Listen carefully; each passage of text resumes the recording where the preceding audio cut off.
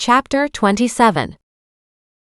Back in her kitchen, Doreen put on the coffee as promised, noticing the dog food bowl was very low on kibble. She couldn't imagine Goliath eating it, but she wasn't about to make Muggs starve regardless. Then realized the cat bowl was empty too.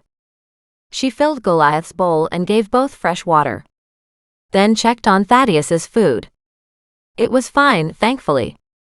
He was nodding off on his roost. When the coffee finished, Doreen poured herself a cup and settled on a chair on the back veranda. What a day. That poor man. And what was going on in her world that she'd been the one to find the body? That kind of stuff tended to stick to a person. She'd need to find a way to change this, or the neighborhood would label her as the village crazy lady who found dead people. She stared at the old dilapidated fence that hid her view of the creek, but also gave her a little bit of privacy from anybody walking on the far side. It also gave them cover from whatever secretive things they might be doing. The path hadn't been heavily used that she could see. At least Nan shouldn't be a suspect in the latest death. Right? Except for her 2 damn betting pools. Crap. The 3 deaths should all be unrelated, with Nan's house as the only tenuous connection. Doreen sat for a long time when another thought entered her mind. What if the men were related? Maybe by a job, a common goal, or having tripped over each other somewhere along the line.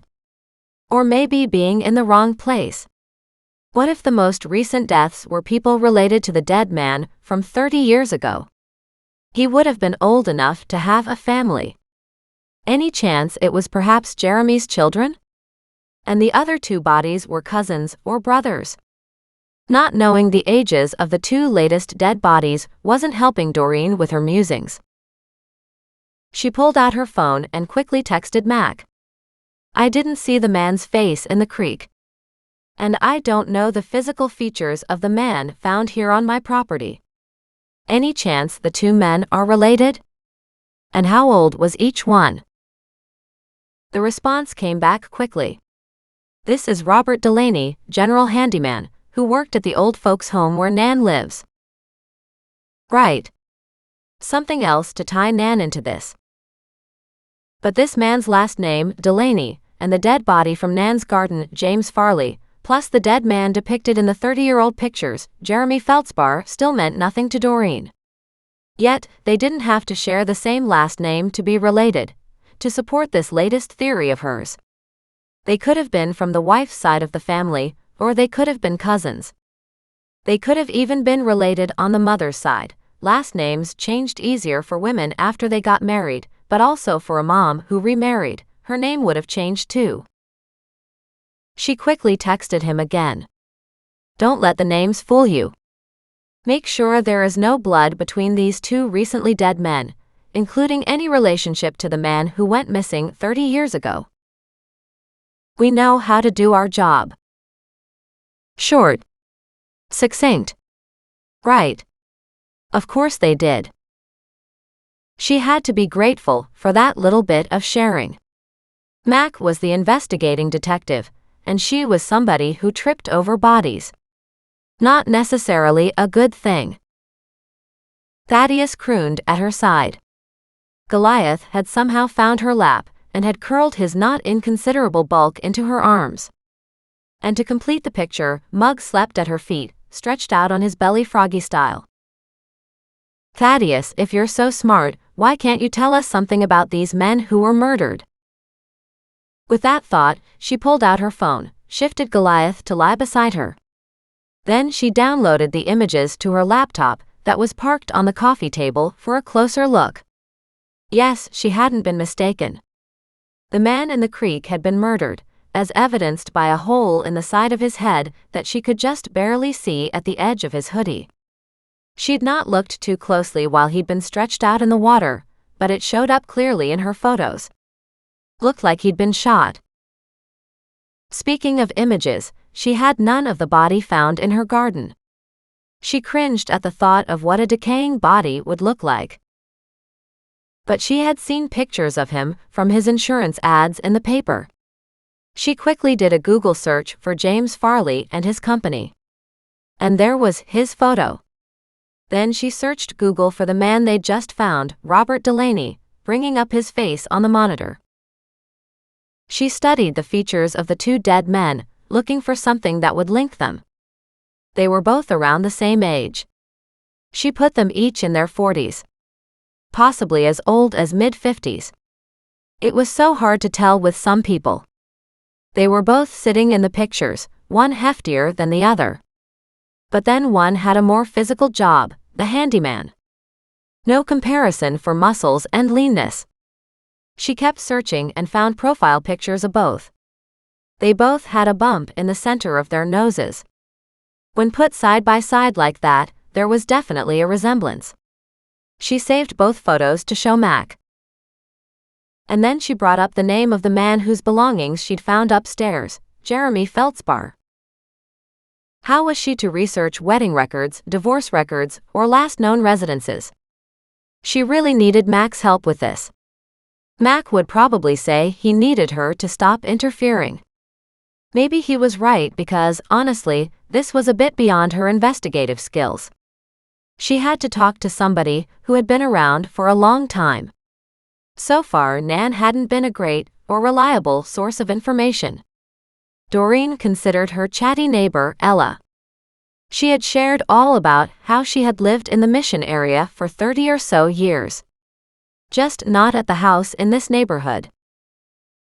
Then there was the retired guy who hadn't been friendly but was quite possibly someone who would know the old case. She didn't have his phone number or she'd try calling. She wasn't sure what he'd say if she showed up at his door again. But she was willing to take a chance. After another cup of coffee, she grabbed her notepad and got up the courage. She walked out her front door and down to the grumpy old man's house, leaving the animals behind. She knocked on his door. He opened it, as if he'd been standing at the front window, watching. He growled. "What the hell do you want now?" "I'm doing some research and was hoping you could help. Do you know any of these names or these faces?" She held up her laptop, sporting side-by-side full-face pictures of three men, beside her notepad with the names clearly written out in block printing: Jeremy Feltzbar, James Farley, Robert Delaney. Doreen watched Mr. DeGennaro's face. His gaze went from the pictures to the names and back again, then he stared at her. "Why do you want to know that?" "Well, one of them is the man found buried in the back garden of my property, so I care. I was wondering if the men were related." His eyebrows shot up. He shook his head, reached out and tapped one name on her notepad. "I knew this one. He went missing 30 years ago." "In what way did you know him?" He shrugged. "We were friends for a while. But he and his wife were into money scams. You know. Buy a property from him, then you find out there's no property to actually buy. The law was after them, as were a lot of angry people too. The fact that he disappeared was no surprise. I would have helped them on their way myself, but I couldn't find them. Jeremy cost me 10 grand. Ouch. I'm sorry." He nodded and said, "Jeremy was also accused of murdering his mother, but I never believed that." Frowning, he studied the pictures. "How are they all related?" "Not sure yet. But I have profile pictures of two men, one whose dead body was found recently, and they seem to share the same nose." She studied DeGennaro's face, seeing the anger, resentment and pain from so long ago. "Can you tell me where Jeremy worked? Who his friends were? If any members of his family still live around here? What about his wife?" His face twisted in disgust. "That was way back when. I have no idea where any of them are, except for his wife. Her name's Alice. I never could figure out if she was part of it, or not. But she's living decent for somebody who never worked a day in her life." Doreen didn't know if that was a diss on her too, because she certainly hadn't worked a day in her life either, not a traditional job anyway. On the other hand, she wasn't living high on the hog now. She was living mostly on her grandmother's charity.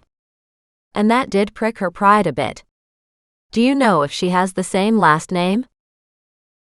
Last I heard she did. But not sure now. She'd be in her mid to late 70s. She's living in the same retirement home as Nan. Inside, Doreen cringed. Of course she'd be living there. Everything kept circling back to Nan. An old-timer in this small town. But it'd be nice if one of the darn threads would go in the opposite direction. Did they have any kids? He nodded. 3 or 4 of them, I think. They were young enough back then that the kids didn't really know what their parents were up to at the time. I don't think the kids were involved in the scams. They were in junior high or so back then. Outside of Jeremy just dropping off the earth, did you ever hear any more about what happened? Mr. de Gennaro shook his head.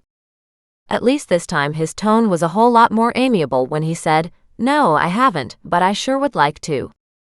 Like I said, for a time we were friends. If you find out anything, please let me know."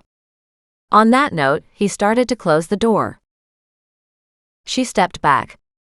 Likewise, if you hear of anything happening with these people, please let me know. I'm just trying to clear any suspicions regarding Nan in all this. He stared at her for a long moment. How can anybody possibly think Nan had something to do with this? Oh, I agree. But since the first body was found in her backyard? She shrugged. It does put her in a bad position. Fools. The whole lot of them. And the door closed with a bang. She agreed and returned to her house. As she walked up the driveway, a vehicle came up behind her. She turned to see Mac, smiled and gave him a small wave. He parked, got out, motioning at the notepad and her laptop in her hands. Now what have you been up to? She gave him a look of complete innocence, but when he narrowed his gaze at her, she knew she had completely failed to convince him. She motioned to the neighboring house. Richard de Gennaro's been around for a long time. He's grumpy and angry, but I figured he might be a source of information. On who? She held up a photo of Jeremy Feldspar, the missing man from 30 years ago. Him. Max stopped and stared at the photo. Then glanced at the neighbor's house. Did he know him? She nodded. Apparently, Jeremy Feldspar and his wife were involved in a property development scam, and according to de Gennaro, a lot of people wanted Feldspar dead. Mac nodded. She gasped. You knew that already, didn't you? I took a look at the old missing persons police file on Jeremy. It's a cold case with boxes of paperwork to go through. I haven't had time for that, but I read the brief on it. He shrugged. Only so many hours in a day, and so far, you're doing a good job filling those hours with fresh bodies. Sorry about that. She winced. It's not like I'm trying to find them. I'm just at the wrong place at the wrong time. Like moving into Nan's house. If I'd moved in right when she moved out, then likely the first body wouldn't have ended up on her property. He stopped and grimaced. Not necessarily. She stared at the small circle of houses. When Nan and I first talked about this change of residence, we didn't really lock down the dates. If we both had to live temporarily with each other in the house, we would have. No problem. And if there was a gap between her moving out and me moving in, Nan was okay with that too. Doreen spun to look at Mac. I mean, Nan had been on a waiting list for Rosemore, but usually someone has to die for a spot to open up at the retirement home. You can't exactly plan to give 2 weeks' notice for that event. Sure, sometimes a family caregiver will take a resident into their home and will give Rosemore some notice. But those are rare events. So, when a sudden opening popped up, Nan took it rather than waiting for the next opening. He nodded. And you got here as soon as you could. Something like that. It's not a good idea to leave a house empty for too long. But Nan wasn't all that worried. Like she said, nothing happens around here, and I was trying to tie up something else before coming. The body had been here for at least a couple weeks. She stared at him and swallowed. Oh. So while Nan was in transition. He nodded. So what's the chance that even while Nan lived here, she had no clue? It depends if she had her hearing aids in or not, Doreen explained. Without them, she'd have heard nothing. And if she was sleeping, then she really wouldn't have heard anything. Compound that with her moving to the retirement home and all the trips that would have entailed. Plus, she obviously never went into the backyard for quite a while. So of course, she had no idea. Likely the location was picked for just that reason. Doreen froze and stared at the side-by-side pictures on her laptop in her hand. Or for another more sinister reason. Now standing on the front doorstep, he put his hand on her shoulder. What are you talking about? I can't get past the idea that all the murders are related, that the victims might be related. But what if the first man, who disappeared 30 years ago, is buried here too? And the body we found in the garden was his son? Maybe the killer wanted to bury him beside his father. She shook her head and broke into maniacal laughter. Can you imagine? That would make this property a family burial plot.